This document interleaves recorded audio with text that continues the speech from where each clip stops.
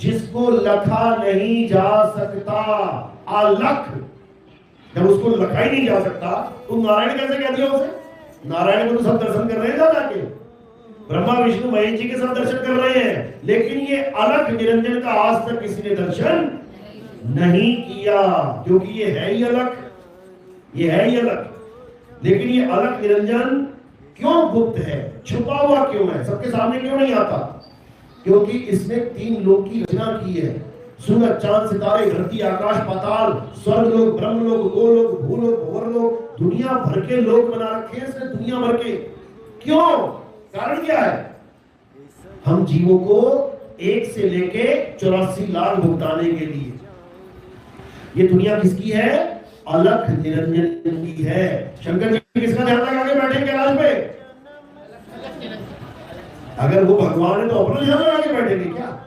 युगों युगों बैठे रहते हैं, पार्वती हिलाती है, प्रभु उठ जाओ।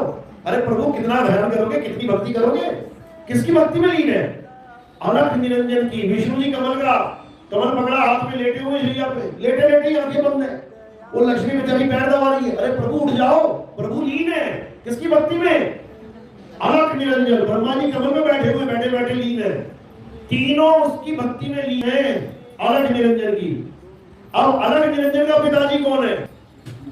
और हम तो ब्रह्मा विष्णु महेश से आगे नहीं जा रहे, तो दादाजी बात चल रही है। बिल्कुल चल रही है, बिल्कुल चल रही है। अलख निरंजन और आदि शक्ति अष्टांगी, इनका पिता कौन है? जब तक वहां नहीं पहुंचे तब तक तुम इस सृष्टि से जा नहीं सकते। याद रखना, तुम्हें यही आना पड़ेगा इसी लोक में। उसके बाद कुत्ता बनो, बिल्ली बनी, हाथी घोड़ा कुछ भी बना देगा, वो कोई पूछने वाला नहीं। बकरी बना के कसाई के पेड़े में खड़ा कर देगा। अब रोज गर्दनें कटेंगी, रोज हाय हाय करोगे, लेकिन निकल नहीं सकते इस जाल से, कोई नहीं निकल सकता। कौन निकलेगा? जो अष्टांगी और अलख निरंजन के पिताजी की भक्ति करेंगे। पिताजी है वो उनके। कबीर साहब दोहे में समझाते हैं, 3 देव को सब कोई ध्यावे। कौन? ब्रह्मा विष्णु महेश जी। चौथे देव का मर्म न पावे। चौथा देव कौन? अलख निरंजन। इसका कोई मर्म नहीं जानता। ये कहां का राजा है? जहां का आपने बताया था कि ये मंदिर किसका है? मंदर, अंदर। मन कहां है? मन अंदर, मंदर, मंदिर, यही है मंदिर इसका। ये मंदिर बना रखे हैं इसने, 5 तत्वों का मंदिर बना के अंदर बैठा हुआ है। और कहां बैठा हुआ है पता है? इसकी जगह कहां पे है? ब्रह्मा विष्णु महेश अष्टांगी से भी ऊपर। ब्रह्मा जी तो बहुत नीचे है, विष्णु जी बहुत नीचे है, सबसे ऊपर ही बैठा हुआ है। तो ये कहां बैठा है? हमारे शरीर में ही बैठा है। ब्रह्मा विष्णु महेश रजोगुण सत्वगुण तमोगुण कहां है? हमारे शरीर में ही है। अष्टांगी माया कहां है? हमारे शरीर में ही है। यानी ये एक ऐसा मंदिर है जिसमें ये सारे बैठे हुए हैं। गणेश जी से स्टार्ट करेंगे। गणेश जी सबसे नीचे का स्थान किसको मिला है? गणेश जी को। लेकिन पहला स्थान भी गणेश जी को मिला है।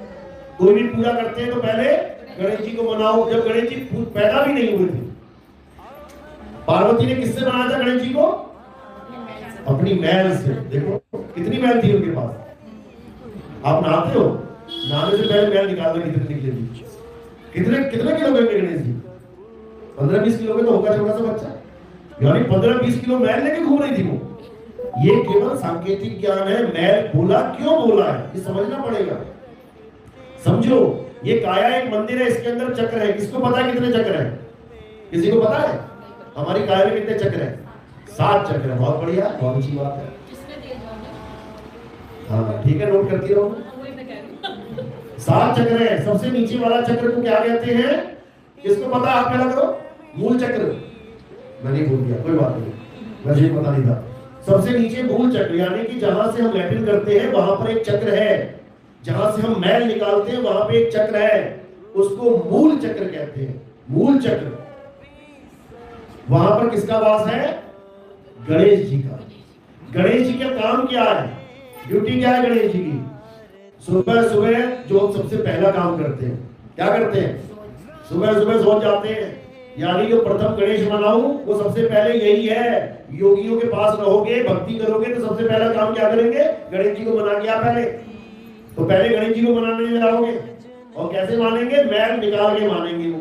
यानी पेट फ्रेश हो गया, प्रथम गणेश जी को मना लिया, अब तुम भक्ति के लायक हो गए हो, अब भक्ति स्टार्ट करवाएंगे तुम्हारी। तो मूल चक्र में कौन है? गणेश जी है। आपने देखा होगा गोबर से भी गणेश जी की बना के मूर्ति पूजा की जाती है। गोबर ही बचा था क्या? क्यों? क्योंकि ये सांकेतिक ज्ञान है। गणेश जी का वास मूल कमल में है। इसके ऊपर आ जाओ तो ब्रह्मा जी का वास है। ब्रह्मा जी का वास कहां पे है? नाभि में। अच्छा, स्वाद कमल में जहां लिंग होता है, लिंग चक्र होता है, वहां पर ब्रह्मा जी का क्या काम है? ब्रह्मा जी का काम है सृष्टि पैदा करना। कैसे पैदा करते हैं? खेतों में, खेत में फसल कैसे पैदा करते हैं? बीज डाल के। ब्रह्मा जी का कार्य है बीज डालना। कहां डालेगा बीज?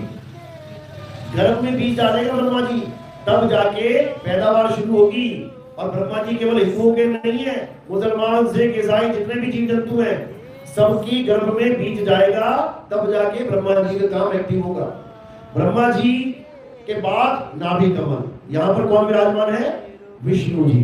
विष्णु जी का काम है जो भी बच्चा गर्भ में आ गया उसको खाना दाना देना है। अब मुंह तो खुल नहीं सकता गर्भ में, तो विष्णु जी कैसे पालेंगे? एक पाइप लगा देते हैं नाभि में। हिंदू है, मुसलमान है, सिख है, कुत्ता है, बिल्ली है, कुछ भी है, उसको खाना देना विष्णु जी का काम है। अब इससे ऊपर कौन है? हृदय चक्र। हृदय चक्र में कौन विराजमान है? शंकर जी।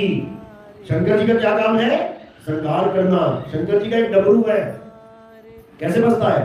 डम डम डम डम डम डम। यहाँ पे कान लगा के देख लेना, ये डमरू बज ही रहा है उसका। और जब तांडव होता है, यानी कि गुस्सा आ गया किसी को, यानी कोई नाश करना है, मारना है, काटना है, फिर क्या चलेगा? डम डम। समझो, यही है, वो संकेत कर रहा है कि बेटा समय आ गया है। जब तक शंकर जी अपना काम पूरा ना कर दे, यानी कि दिल की धड़कन खत्म ना कर दे, तब तक कोई डॉक्टर डेथ सर्टिफिकेट नहीं दे सकता। यानी शंकर जी का काम है श्रृंगार करना। श्रृंगार भी देवता है, तो श्रृंगार कब होगा? जब दिल रुक जाएगा। इससे ऊपर कौन बैठा है? इससे ऊपर अष्टांगी बैठी है माया। कहां पे? कंठ चक्र में। कंठ चक्र में जो माया बैठी है उसका क्या काम है? उसका काम है अपने पति की हर बात कह के बताना सामने वाले को। अब उसका पति कौन है? मन। मन ही निरंजन है, ये बोल नहीं सकता। तुम्हारे मन में कोई भी बात है तुम ना बोलो, सामने वाला जान नहीं सकेगा। अपने पति की हर बात ये कौन बता रही है? ये कंठ में बैठी माया। ये बता रही है मुझे ये चाहिए, मुझे वो चाहिए, इसके पति को चाहिए, इसके पति को। लेकिन पति को, अपने पति को क्या बोल रही है? जैसे आप लेडीज हैं, अब क्या कह रही हो अपने पति को? सुनो जी, मुझे ना एक नेकलेस चाहिए। अब वो कह रही है मुझे नेकलेस चाहिए, जबकि चाहिए किसे? मन को। तुम्हारे मन को नेकलेस चाहिए, तुम्हें नहीं चाहिए। समझ लो, सुबह उठ रही हो 4 बजे, क्यों? मन कह रहा है 4 बजे उठ जाओ। नहीं उठ रही हो 4 बजे, 10 बजे सो रही हो, क्यों? मन कह रहा है सोते रहो। सुबह उठ रहे हो, नहा रहे हो, साबुन कौन सा लगा रहे हो? मन पसंद। अच्छा, कपड़े कौन से पहन रहे हो? मन पसंद। डियो कौन सा लगा रहे हो? मन पसंद। यानी हर काम मन के पसंद का कर रहे हो और सुन रहे हो ये मेरी पसंद है। तुम्हारी पसंद तो तुम्हें पता ही नहीं है कि तुम्हें चाहिए क्या। तो इसी के द्वारा सारा काम होता है। किसके द्वारा? माया के द्वारा। माया हर काम मन से पूछ पूछ के बताती रहती है, ये चाहिए, ये चाहिए, ये चाहिए। अब ये मन कहां बैठा है? इस माया से ऊपर त्रिपुटी है, यहां पर वो मन बैठा है। अब जितने भी लोग यहां की भक्ति करते हैं, जिनका ये चक्र जागरण हो गया है, यहां पर जिनकी आंख खुल जाती है, ये सब अलख निरंजन की पूजा करते हैं, अलख निरंजन के ही भगत हैं। यानी ये कभी भी इस सृष्टि से बाहर नहीं निकल सकते, कभी भी नहीं। ये सब इसी जन्म मरण में आते रहेंगे, बार बार जन्मते रहेंगे, मरते रहेंगे, कोई भी बचने वाला नहीं है, बार बार मरेगा। यहां तक कि शंकर जी के गले में आप देखेंगे नरमुंड की माला है, आदमी की खोपड़ी की। कौन है वो? पता है कौन है? किसकी हड्डी है वो? खोपड़ी की, उनकी घरवाली की है। यानी जितने जन्म उन्होंने भक्ति के लिए लगाए और अंत हो गया, उसका एक मणका बना लिया। सोचो, ये उनका हाल है जो हम माता माता कह रहे थे। एक आम आदमी का क्या हाल होगा? हमारी हड्डियां तो ऐसी जल्दी पड़ेंगी रास्ते में। तो मन और माया का ये जो खेल है, ये इतना खतरनाक खेल है, इससे कोई बच नहीं सकता। फिर भी एक ऑप्शन है बचने की। क्या ऑप्शन है? कि आप अमर हो जाओ। अगर आप अमर हो गए, अगर आप होना चाहता है अमर, कोई हाथ खड़ा करो।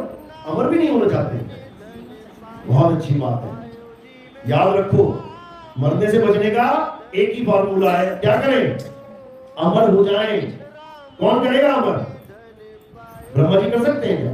नहीं। विष्णु जी? नहीं। शंकर जी? नहीं। क्यों नहीं? वो तो भगवान है, क्योंकि ट्रायल हो चुका है। सारे राक्षसों ने ट्रायल कर लिया है। जिस भी राक्षस ने भक्ति करी है भगवान प्रकट हो गए।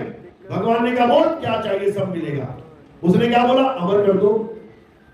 नहीं मिला, ये वरदान उसको नहीं मिला। इसका मतलब कोई अमर नहीं हो सकता, नहीं तो वो हो जाते। लेकिन तुम्हें जान के हैरानी होगी,